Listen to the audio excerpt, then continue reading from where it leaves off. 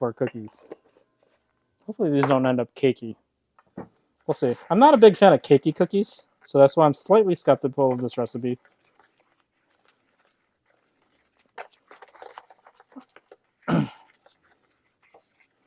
But I added a leavening before because I just don't like chunks.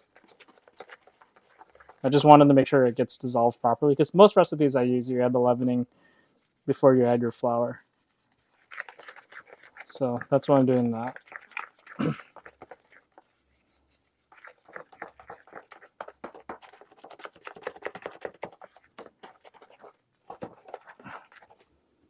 Okay, and then 309 grams.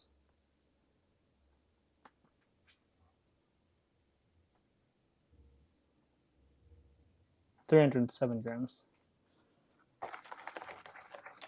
So 307 grams. Yeah, you can definitely tell that I'm being lit from underneath. Well, that's not that flattering. Oh well. Still better than those gross overheads. I'm very stubborn. Okay, so 307 grams of bread flour. Yeah, that's also what's weird about this recipe is it uses bread flour.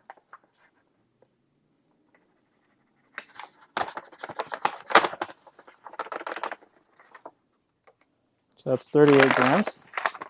I do need to keep that bag so I can pull it out and label it.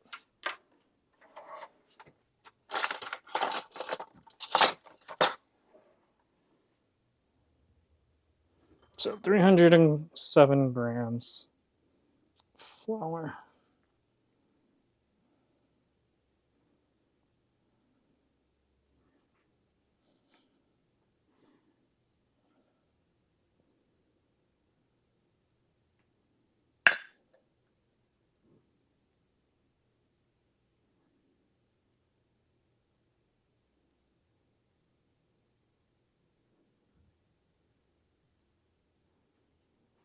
Okay.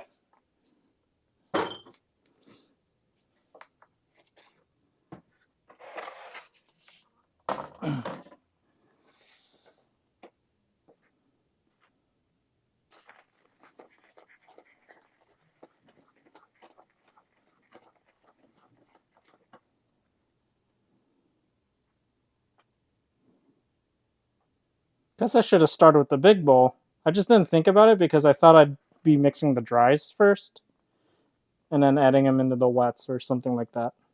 Which is why I started with this tiny bowl instead of the big bowl. But now that I'm looking at the recipe, I should have read it further along and realized that I only need one bowl. And if that's the case, I should have started with the big bowl instead of the tiny bowl. But now I'm in the tiny bowl. And here we are. Using a bowl that's too small. Ah, yes. Today is a very smooth stream. It's okay. I've committed. I'm not going back, guys. I've committed.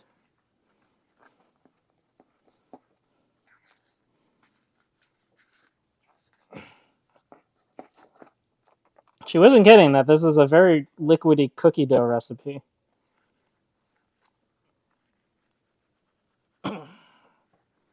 I guess it makes sense because it's tangzong, so it needs to be more liquidy than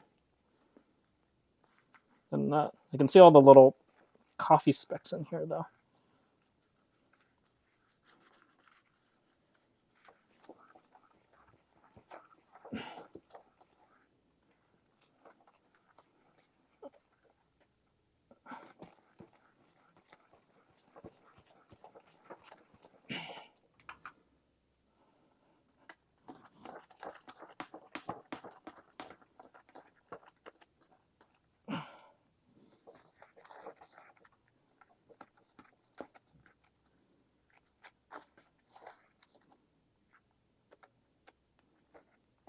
Okay.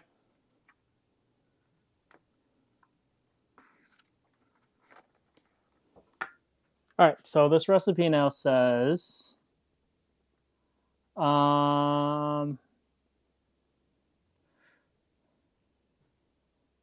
stir well until combined until no dry spots show. Okay, so we just got to keep going.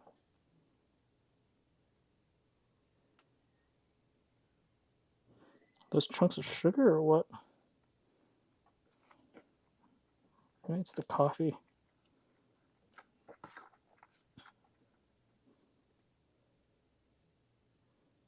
Okay, I think that's well incorporated.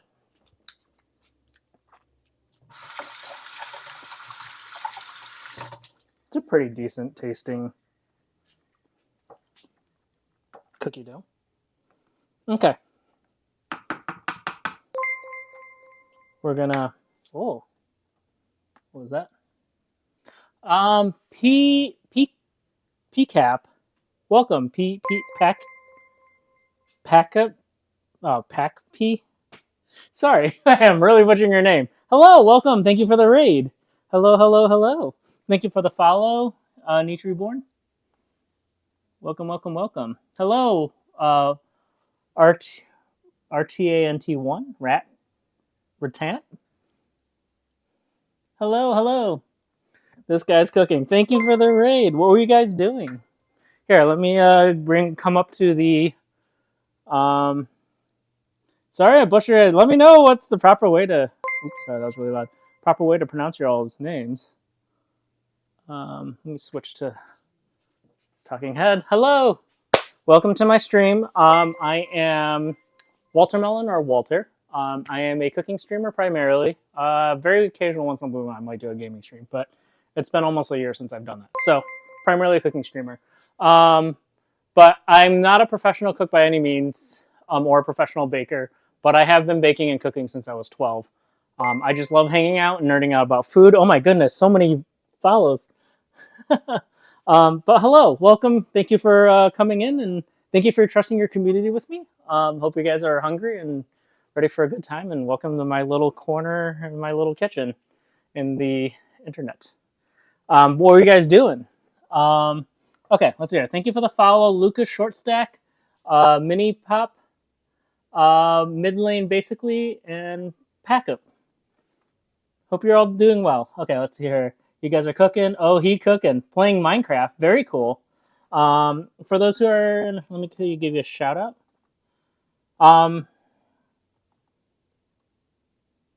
Pack Up. Still trying to figure out how to pronounce it. Yeah. You like the setup. Oh, thank you. Thank you. Minecraft server. Oh, very cool. Oh, Pack P. Pack P. Thank you. Thank you. Thank you. RT1. RT1. Okay. Thank you. Thank you for letting me know how to pronounce your stuff, your names. I'm making tongzong cookies. All right, let me switch back to mobile food close. Okay. Cool. And then Just Wolf, thank you for the follow. Oh, yeah, so my setup's actually pretty simple. It's just, today I stream light. Normally I just use daylight to light my scene. I randomly have a light in the corner lighting me. I just have it bouncing off the wall. But yeah, so my setup is just it's my MacBook. Potatoes. Potatoes. Mash them, stick them in a stew. I love Lord of the Rings. You can't tell. I also have a Lembas spread. Redeem. But it's my MacBook Pro with my webcam, and then this is my iPhone, and so that's kind of my setup. It's actually very simple, and it works great. So through the powers of the Mac ecosystem, I know Mac in a gaming world, it's actually very seamless in terms of like the connection. You just as long as you have an iPhone 12 and a MacBook that or running the latest OS. Actually, I think it was at least one OS ago. You can actually easily use your iPhone as a second camera, like as a webcam, which is pretty dope. Yeah.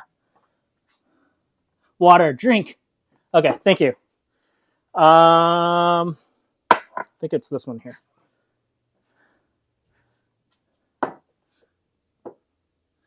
Cookies look bussin'. Thank you. Thank you for the hydrate command. The hydration reminder, I should say.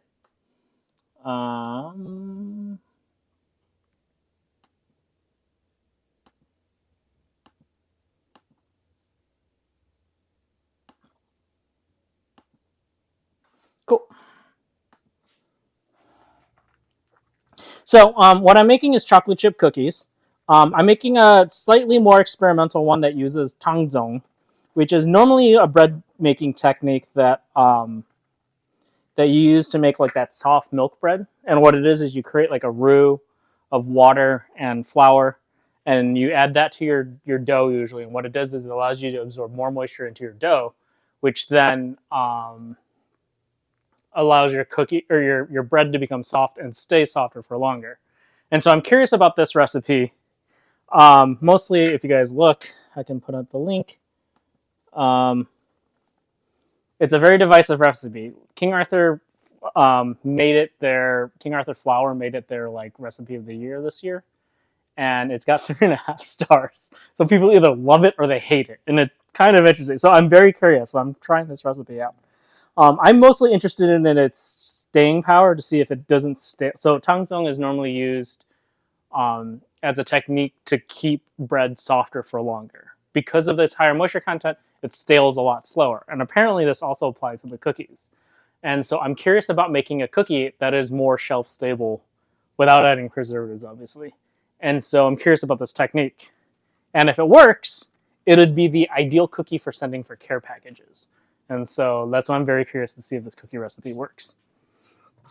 And for those who have been listening to my stream, another food and drink streamer, which is Lord Talks, tried this a couple weeks ago, and he really liked them. And he actually does an experiment where they lasted for up to 3 days, worst conditions, where he just left them on the table, just open air, and they were still soft, which is quite amazing.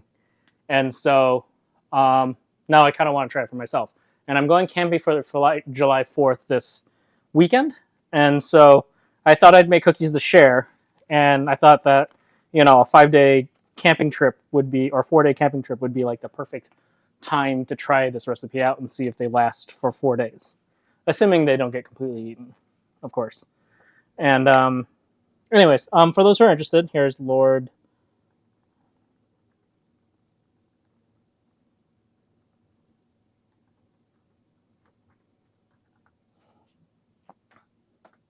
That's Lord Talks.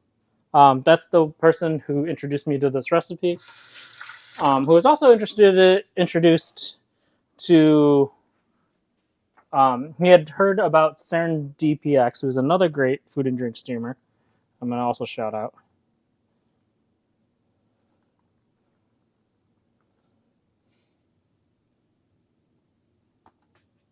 I think I spelled her name correctly. Let me double check.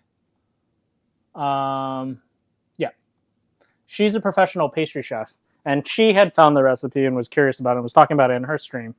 So through that, Lord Talks ended up trying it, which then I found it through Lord Talks.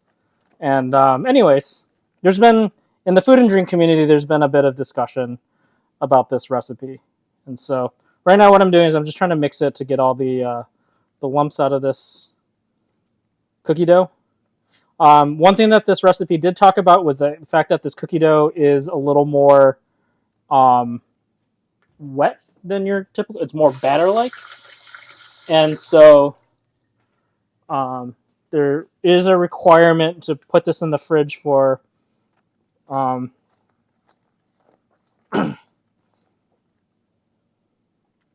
15 minutes. Although I don't know if I really need to do that, because she said to do it so that it wouldn't melt the chocolate. But now that I'm looking at it, and the fact that I'm able to put my finger in it means that it's not gonna melt the chocolate. So I think what I'll do is, just to make it easier, since it's already kind of liquidy, I'm just gonna add the chocolate now. And this recipe called for, I'm gonna check after I poured the whole thing in. I'm pretty sure it's an entire, 340 grams, and this is 326. So not even the whole thing of chocolate chips.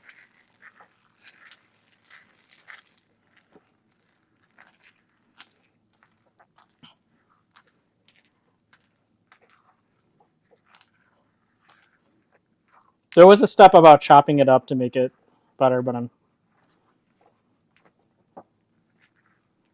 kind of lazy.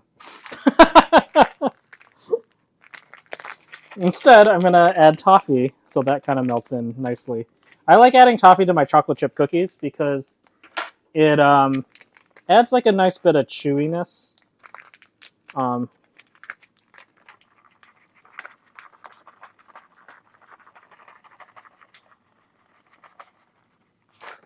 And then I'm a fan of that.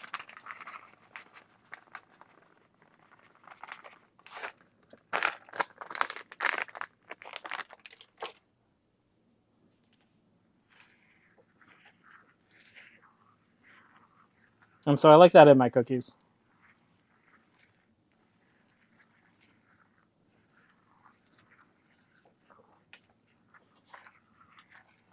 Okay, and so what I'll do is I'm going to let it rest for a little bit, do some tepache things, which is a pineapple beer that I've been brewing that's over there. I'm going to decant it, and then that'll give the dough or the batter or cookie dough some time to rest. So normally with this recipe, you want to wait for 24 hours. But for the sake of stream, I'm going to bake a few just to test them out. But I do want to let it kind of rest in the dough. So generally with cookie recipes, I personally think that chilling at least 24 hours, if not 36 to 72 hours, is most ideal for cookies because then it kind of lets everything melt and kind of get to know each other. And so that's just sort of my I'm a firm believer in that and the reason for that is because cookie dough is high in fat and low in moisture, like a liquid, like a normal liquid, aside from just the eggs, and it's also really high in sugar. And so to really let the flavors kind of dissolve together and create like a cohesive, delicious cookie, you generally want to wait at least 24 hours. My opinion, 40 hours, kind of 36 between 48 is kind of the ideal. But you can actually leave in the fridge up to 72 hours. And this is actually also the reason why I like those pre-baked, like when you buy those pre-made cookie doughs, those taste amazing, is because they've been sitting in the fridge for a while. I'm granted they're chock full of preservatives, so they don't go bad in the fridge. But part of the reason why they're so good is because they've been sitting there and all the cookie dough's gotten to know each other. And they're just amazing. And yeah, and so anyways, I'm a firm believer in that. And that's actually one of the secrets as to why, like Toll House, break and bakes are so delicious and they turn out so well. It's because they've just been sitting there with all the flavors kind of getting to know each other. All right. Anyways, I might be missing chat here. Oh, thank you, Mini Pop, for real. Oops. Heath is busting the snack on. Yeah, I love Heath. Heath toffee. The original recipe that when I do that had me put toffee into a chocolate chip cookie recipe. So my go-to is a mixture of two weird things. So it's a 40-hour cookie recipe from Alvin Zoe, but I use the ingredients from gluten-free on a shoestrings gluten-free cookies as my base, and that's actually normally my go-to cookie recipe. And the reason why I do it.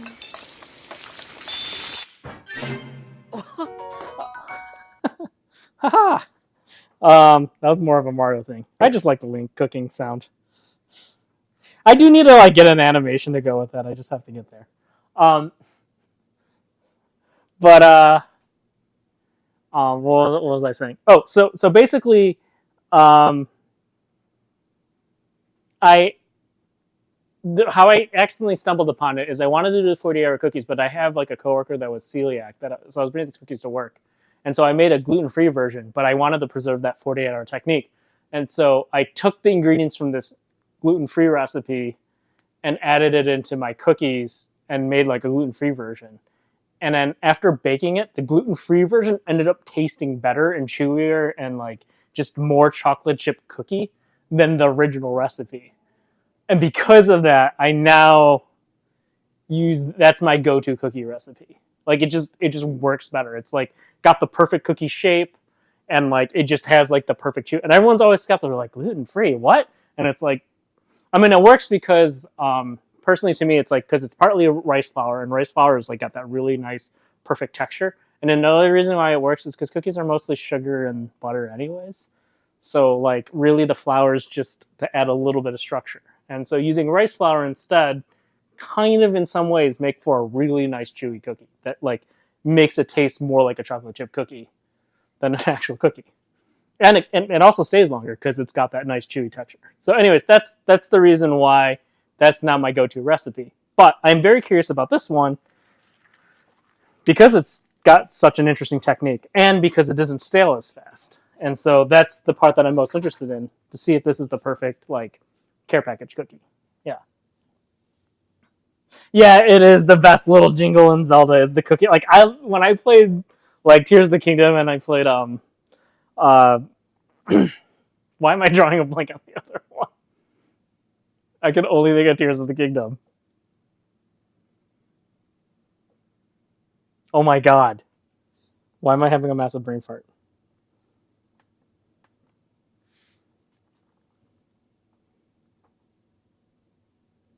Breath of the Wild. Oh my god. How did I like. Anyways, Breath of the Wild. One of my favorite things was just sitting there cooking things over and over and over again because the jingle was so good. Yeah. Oh, hi. I'm guessing that is Nora. Hello, Nora. Welcome. It's been a while. Good to see you. I'm just gonna guess because you called me by my gamer name from way long ago, and be judging from the way you talked and judging from their name that you're Nora. Hi, Nora. I'm guessing that's your alt. Hope you're doing well. Welcome, welcome, welcome. Okay, it says you ate nothing all day and you're seeing this. Damn. Okay. Usually for cookie dough to sit a couple hours, like 2 to 3, you're too lazy to wait. Yeah, I mean that's fine as long as you let it wait at least a couple hours. But even better is to let it wait ahead of time. Well, and what I'll do is here. So mini pop. Actually, here's a trick. If you don't need to eat all your cookies at once, right? Just hear me out. Bake what you want to eat, right? Pre-roll them in the balls, bake what you want to eat, and then when you want cookies later, then you just pull them out of the fridge, and it only takes 12 minutes, and then you have fresh baked cookies every time. There's another gaming streamer that um that and that's how she does it. She like makes a batch of she doesn't do it on stream, but she always talks about like she makes a batch of cookies and then she just leaves it in the fridge, and every time she needs cookies, she'll just like bake 3 at a time and just eat those 3 cookies. That way she always has fresh baked cookies, which to me I think is freaking genius. And then she'll have it over like the course of like 2 weeks, which makes sense to me. Yeah. Oh, that's what you just did. Oh, you never make it right. Oh, you gotta have a little more faith. The other thing about holding the cookies for longer, or like letting them sit, one of the things that's important about doing that is, to me, I think it helps dissolve the sugar more, and then it keeps it cold. And so for me, it helps prevent that like flat cookie syndrome. I think like I've always noticed that if I let it rest, the cookies are less likely to spread out because it's had a chance to like really stiffen up. And so that's just me. So these are just like my observations from cooking and baking. So in the meantime, we're going to take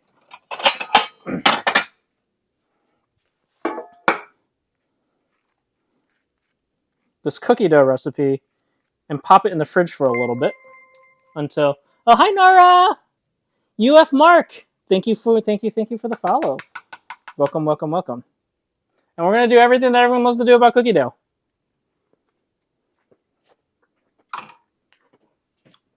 That is delicious.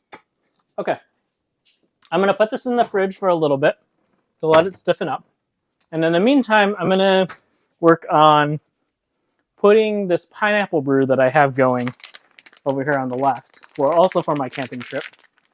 Actually,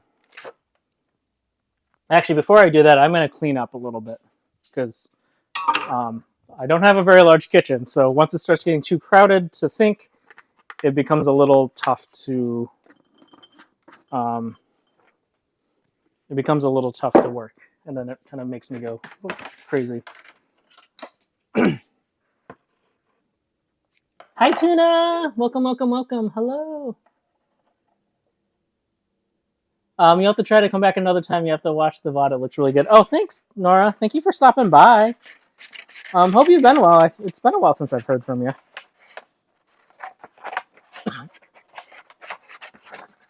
So this is how I label my flowers.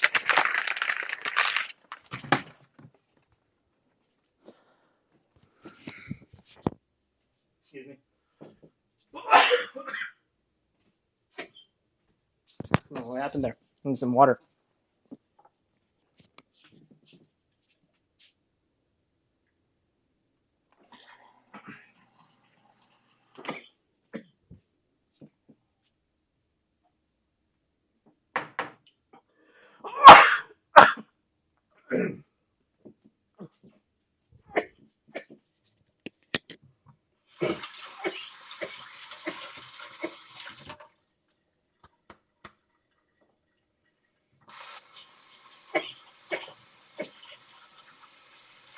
Sorry about that.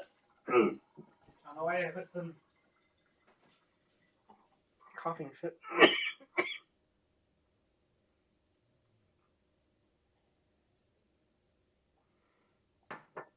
I'm not sick at all for some reason. I don't know what happened. My throat is really dry all of a sudden.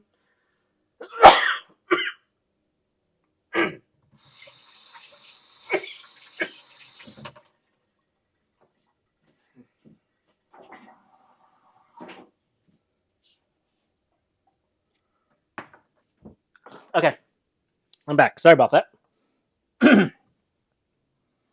Oh, thanks, Pack P. Thank you, thank you, thank you.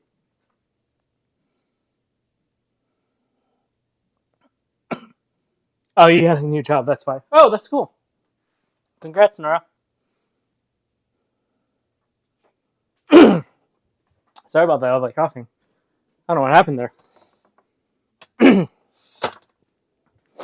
So, anyways, for me to know what I've got, I just take a rubber band in my newly cut label, and I do that. And then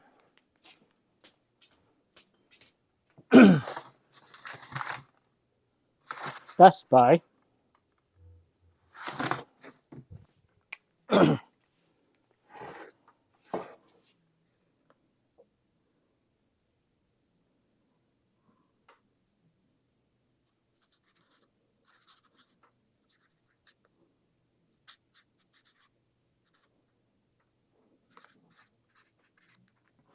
Okay. And the Best Buy is April 2025. So that's how I label it. And that way I know.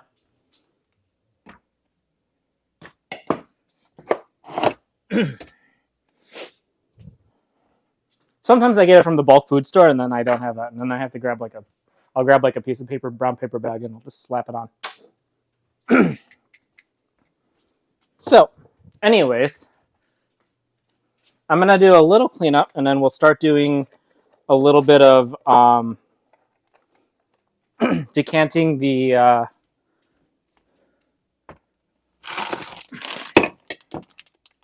decanting of the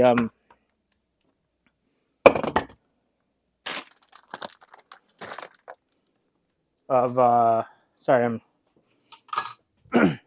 my mind is racing all of a sudden. But we're gonna do a decanting of the pineapple brew that I've got going here, which is this one that I'll be working on. This one, that one isn't doing as well. I had to give it yeast, artificial yeast, to make it going. But I've got this other one that's much healthier. I think I just need to go for one more day, and that will be great. And I'll explain what these are in a second. But basically, what this is tepache, And so tepache is basically like kind of like a very traditional pineapple brew. It was